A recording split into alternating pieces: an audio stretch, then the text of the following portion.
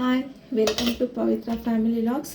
ತುಂಬ ದಿವಸ ಆದಮೇಲೆ ಒಂದು ಕುಕ್ಕಿಂಗ್ ವಿಡಿಯೋನ ನಾನು ಅಪ್ಲೋಡ್ ಮಾಡೋಣ ಅಂತ ಅಂದ್ಕೊಳ್ತಾ ಇದ್ದೀನಿ. ಬೀಟ್ರೋಟ್ನ ಉಪಯೋಗಿಸ್ಕೊಂಡು ನಾವು ಒಂದು ಸ್ನ್ಯಾಕ್ಸ್ ರೆಸಿಪಿನ ಇವತ್ತು ಮಾಡ್ಕೊಳ್ಳೋಣ.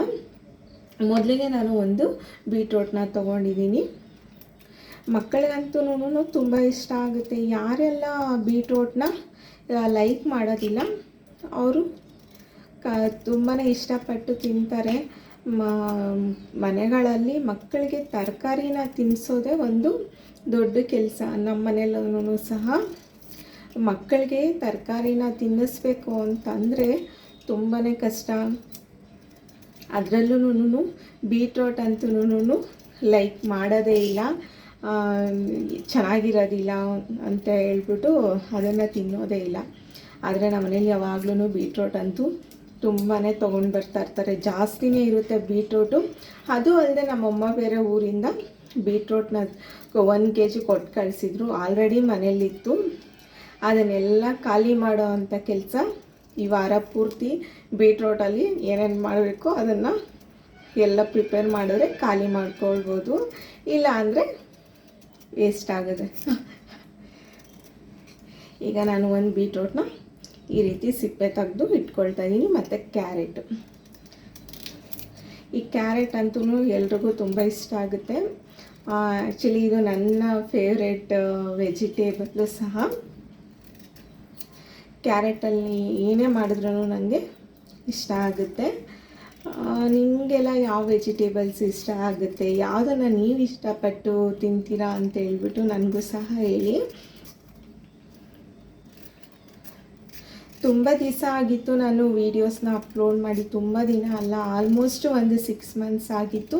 ತುಂಬ ಜನ ಕೇಳ್ತಾಯಿದ್ರು ಯಾಕೆ ವೀಡಿಯೋಸ್ನ ಅಪ್ಲೋಡ್ ಮಾಡಿಲ್ಲ ಅಂತ ಹೇಳಿಬಿಟ್ಟು.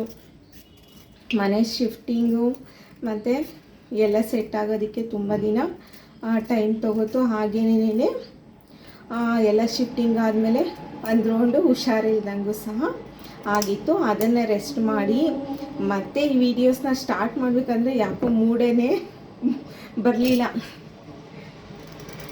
ಇವಾಗ ಸ್ಟಾರ್ಟ್ ಮಾಡೋಣ, ಆವಾಗ ಸ್ಟಾರ್ಟ್ ಮಾಡೋಣ ಅಂದರೆ ತುಂಬ ಟಚ್ ಹೊರ್ಟೋಗ್ಬಿಟ್ಟಿತ್ತು. ಮನೆ ಶಿಫ್ಟಿಂಗ್ಗೆ 1 month ಮುಂಚೆ ನಾನು ವೀಡಿಯೋಸ್ನ ಅಪ್ಲೋಡ್ ಮಾಡೋದು ಸ್ಟಾಪ್ ಮಾಡಿದ್ದು. ಕಂಟಿನ್ಯೂಸ್ ಆಗಿ ಒಂದು 6 months ಗ್ಯಾಪ್ ಆಗಿರೋದ್ರಿಂದ ತುಂಬಾ ಮತ್ತೆ ಸ್ಟಾರ್ಟ್ ಮಾಡಬೇಕಾ ಅನ್ನೋದು ಒಂದು ಕ್ವಶನ್ನು. 6 months ಆದಮೇಲೆ ಇದನ್ನು ಸ್ಟಾರ್ಟ್ ಮಾಡಿ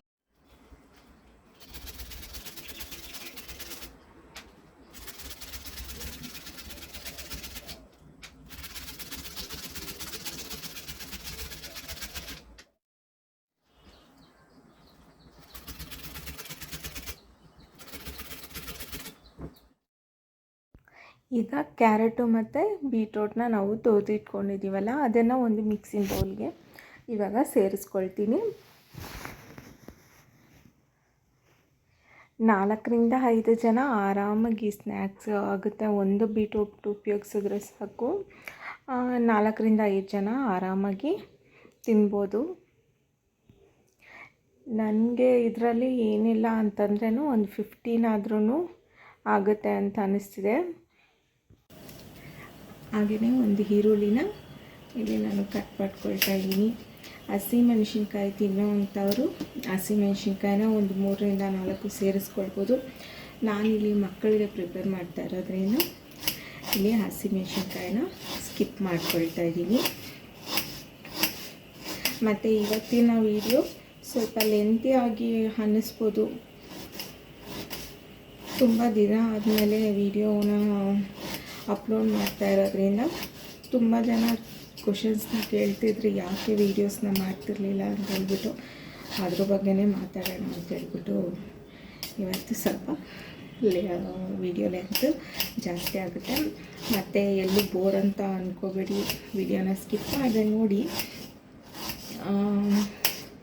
ಮತ್ತು ನಾನು ಯೂಟ್ಯೂಬ್ ಚಾನಲ್ನ ಕ್ರಿಯೇಟ್ ಮಾಡಬೇಕು ಅಂತ ಅಂದ್ಕೊಂಡಾಗ ನಾನು ಯೂಟ್ಯೂಬ್ನಲ್ಲೇ ನೋಡಿಬಿಟ್ಟು ಚಾನಲ್ನ ಕ್ರಿಯೇಟ್ ಮಾಡಿದ್ರಿಂದ ಸ್ವಲ್ಪ ಟೆಕ್ನಿಕಲ್ ಪ್ರಾಬ್ಲಮ್ಮು ಚಾನಲಲ್ಲಿ ಟೆಕ್ನಿಕಲ್ ಪ್ರಾಬ್ಲಮ್ ಇದೆ, ನಾನು ಸ್ವಲ್ಪ ಇಶ್ಯೂ ಆಯಿತು ಅದು. ಬಟ್ ನಾನು ಇದು ಫಸ್ಟ್ ಚಾನಲ್ಲು ಕ್ರಿಯೇಟ್ ಮಾಡಿದ್ರಿಂದ ಇದನ್ನು ಬಿಟ್ಟು ಮತ್ತೆ ಹೊಸ ಚಾನಲ್ನ ಕ್ರಿಯೇಟ್ ಮಾಡಿ ಅದನ್ನು ಡೆವಲಪ್ ಮಾಡ್ಕೊಳ್ಳೋದಕ್ಕೆ ತುಂಬಾ ಟೈಮ್ ಹಿಡಿಯುತ್ತೆ. ಅದಕ್ಕೋಸ್ಕರ ನಾನು ಇದರಲ್ಲಿ ಏನು ಪ್ರಾಬ್ಲಮ್ ಇದೆಯೋ ಅದನ್ನು ಕ್ಲಿಯರ್ ಮಾಡಿಕೊಂಡು ನಾನು ಇದೇ ಚಾನಲ್ನಲ್ಲೇನೇ ಪೋಸ್ಟ್ ಮಾಡೋಣ ಅಂತ ಅಂದ್ಕೊಂಡೆ. ಅದಕ್ಕೆ ಟೈಮ್ ತೊಗೊಳ್ತು. ಆ್ಯಕ್ಚುಲಿ ಇನ್ನೂ ಸ್ವಲ್ಪ ಪ್ರಾಬ್ಲಮ್ ಇದೆ, ಅದು ಕ್ಲಿಯರ್ ಆದಮೇಲೆ ನನಗೂ ಸ್ವಲ್ಪ ಟೆನ್ಷನ್ ಕಡಿಮೆ ಆಗುತ್ತೆ.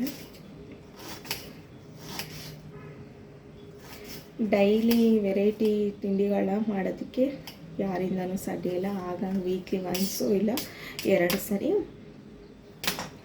ನಾನು ಈ ಥರ ಸ್ನ್ಯಾಕ್ ರೆಸಿಪಿನ ಮಾಡ್ತೀನಿ ಅಷ್ಟೇ. ಇದೇ ಬೌಲ್ಗೆ ಈರುಳ್ಳಿನ ಸಹ ನಾನು ಸೇರಿಸ್ಕೊಳ್ತಾ ಇದ್ದೀನಿ. ನೋಡ್ತಿದ್ದೀರಲ್ವಾ, ಸಣ್ಣಕ್ಕೆ ಕಟ್ ಮಾಡಿರೋವಂಥ ಈರುಳ್ಳಿನ ನಾನು ಇದಕ್ಕೆ ಸೇರಿಸ್ಕೊಳ್ತಾ ಇದ್ದೀನಿ.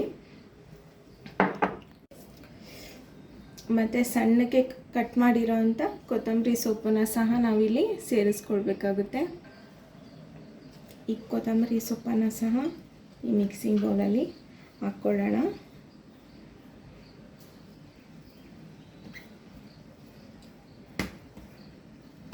ಪುದೀನಾನ ಸೇರಿಸ್ಬೋದಾ ಅಂತ ಹೇಳ್ಬೋದು. ಬಲೆ ಪುದೀನಾನ ಸೇರಿಸ್ಕೊಳ್ಳೋದ್ರಿಂದ ಟೇಸ್ಟು ಡಿಫ್ರೆಂಟಾಗಿರುತ್ತೆ, ಅದೇನು ಅಷ್ಟು ಚೆನ್ನಾಗಿರಲ್ಲ. ಬರೀ ಕೊತ್ತಂಬರಿ ಸೊಪ್ಪನ್ನು ಮಾತ್ರ ಸೇರಿಸ್ಕೊಳ್ಳಿ. ಈಗ ಮಿಕ್ಸಿಂಗ್ ಬೌಲ್ಗೆ ನಾವು ಬೇಯಿಸಿಟ್ಕೊಂಡಿರೋ ಆಲೂಗಡ್ಡೆನ ಈ ರೀತಿ ಸ್ಮೂತಾಗಿ ಬೆಂದಿರಬೇಕು. ಈ ಆಲೂಗಡ್ಡೆನ ಇದಕ್ಕೆ ಸೇರಿಸ್ಕೊಳ್ಳೋಣ. ಬೀಟ್ರೂಟು, ಕ್ಯಾರೆಟ್ ಮತ್ತು ಈರುಳ್ಳಿ, ಕೊತ್ತಂಬರಿ ಸೊಪ್ಪು ಮತ್ತು ಆಲೂಗಡ್ಡೆನ ಹಾಕಿ ಈ ರೀತಿ ನೀಟಾಗಿ ಮಿಕ್ಸ್ ಮಾಡಿಕೊಳ್ಬೇಕು. ಈಗ ಇದಕ್ಕೆ ರುಚಿಗೆ ತಕ್ಕಷ್ಟು ಉಪ್ಪನ್ನು ನಾನು ಸೇರಿಸ್ಕೊಳ್ತಾ ಇದ್ದೀನಿ. ಮತ್ತು ಅಚ್ಚ ಖಾರದ ಪುಡಿ, ಧನಿಯಾ ಪುಡಿ ಮತ್ತು ಗರಂ ಮಸಾಲಾನ ಸೇರಿಸ್ತಿದ್ದೀನಿ. ಇಲ್ಲಿ ನಾನು ಒಂದು ಅರ್ಧ ಕಪ್ಪು ರವೆನ ಸೇರಿಸ್ಕೊಳ್ತಾ ಇದ್ದೀನಿ. ಇದನ್ನೆಲ್ಲನೂ ಸೇರಿಸಿ ನೀಟಾಗಿ ಮಿಕ್ಸ್ ಮಾಡಿಕೊಳ್ಬೇಕು. ನಿಮಗೆ ಬೇಕಿದ್ದರೆ ಇಲ್ಲಿ ಬ್ರೆಡ್ ಕ್ರಮ್ಸ್ನ ಸಹ ಸೇರಿಸ್ಕೊಳ್ಬೋದು. ಯಾಕಂದರೆ ಇಲ್ಲಿ ಬೀಟ್ರೂಟು, ಈರುಳ್ಳಿ ಮತ್ತು ಕ್ಯಾರೆಟು ಉಪ್ಪನ್ನು ಸೇರಿಸಿದಾದಮೇಲೆ ಎಲ್ಲನೂ ನೀರು ಬಿಟ್ಕೊಳ್ಳುತ್ತೆ. ಅದಕ್ಕೋಸ್ಕರ ಇಲ್ಲಿ ನಾನು ರವೆನ ಸೇರಿಸಿ ಈ ರೀತಿ ಮಿಕ್ಸ್ ಮಾಡ್ಕೊಂಡಿದ್ದೀನಿ. ನೋಡ್ತಿರ್ಬೋದು, ಈ ರೀತಿ ಉಂಡೆ ಮಾಡಿಕೊಂಡು ಈ ರೀತಿ ಪ್ರೆಸ್ ಮಾಡಿಕೊಂಡೆ ಕಟ್ಲೆ ಶೇಪಲ್ಲಿ ನೀಟಾಗಿ ಬರಬೇಕು ಅದು. ಈಗ ಇದು ಪರ್ಫೆಕ್ಟಾಗಿ ಇದೆ. ನಾನು ಈ ರೀತಿ ಮಾಡಿ ಎಲ್ಲನೂ ಪಕ್ಕಕ್ಕೆ ಇಟ್ಕೊಳ್ತೀನಿ.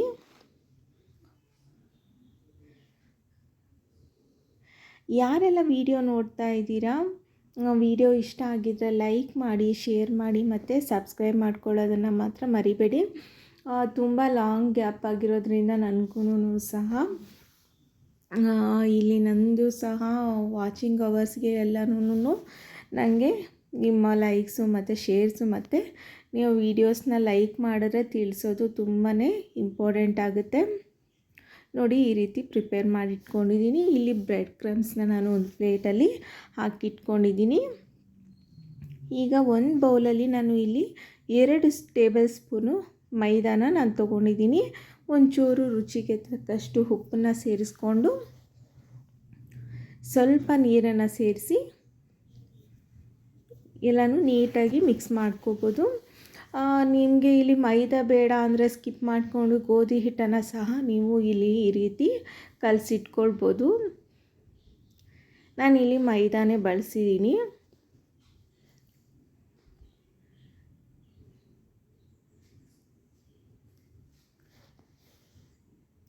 ಇನ್ನೂ ಸ್ವಲ್ಪ ನೀರನ್ನು ಸೇರಿಸ್ಕೊಂಡು ಕಲಿಸ್ಕೊಳ್ತೀನಿ. ನೋಡ್ತಿದ್ದೀರಲ್ವ, ಈ ಹದಕ್ಕೆ ಇದು ಮೈದಾ ಹಿಟ್ಟಿನ ಲಿಕ್ವಿಡು ಇರಬೇಕು. ಇವಾಗ ಬ್ರೆಡ್ ಕ್ರಮ್ಸ್ನ ನಾನು ಈ ರೀತಿ ಸ್ಪ್ರೆಡ್ ಮಾಡಿ ಇಟ್ಕೊಳ್ತಾ ಇದ್ದೀನಿ. ಈಗ ನಾನು ಪ್ಯಾನಲ್ಲಿ ಎಣ್ಣೆನ ಕಾಯೋದಕ್ಕೆ ಇಟ್ಕೊಂಡಿದ್ದೀನಿ.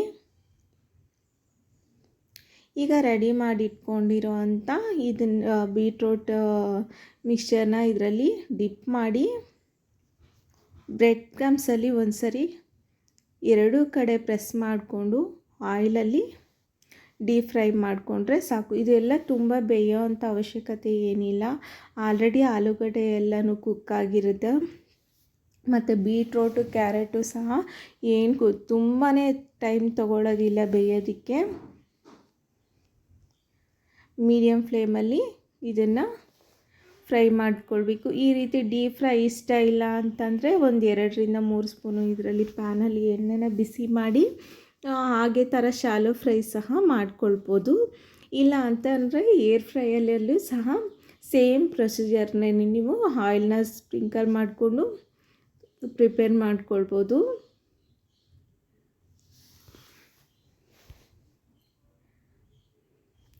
ನೋಡ್ತಿರ್ಬೋದು ನೀವು ಇಲ್ಲಿ ಎಲ್ಲಿನೂ ಅದು ಬ್ರೇಕ್ ಆಗಿಲ್ಲ. ತುಂಬಾ ಚೆನ್ನಾಗಿ ಬೈಂಡಿಂಗ್ ಆಗಿದೆ. ಒಂಚೂರು ಏನಾದ್ರೂ ಸ್ವಲ್ಪ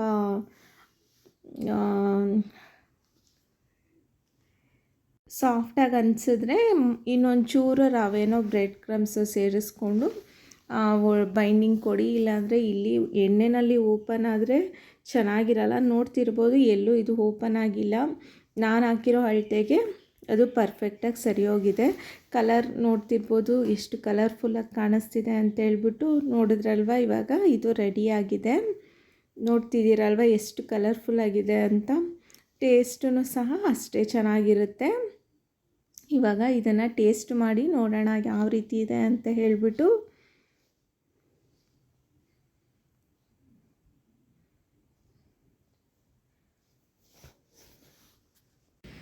ಈಗ ನೋಡಿ ಬೀಟ್ರೋಟಿಂದ ಮಾಡಿರೋ ಅಂಥ ಕಟ್ಲೆಟು ರೆಡಿ ಆಗಿಬಿಟ್ಟಿದೆ. ನೋಡ್ತಿರ್ಬೋದು ಎಷ್ಟು ಕಲರ್ಫುಲ್ಲಾಗಿದೆ ಅಂತ.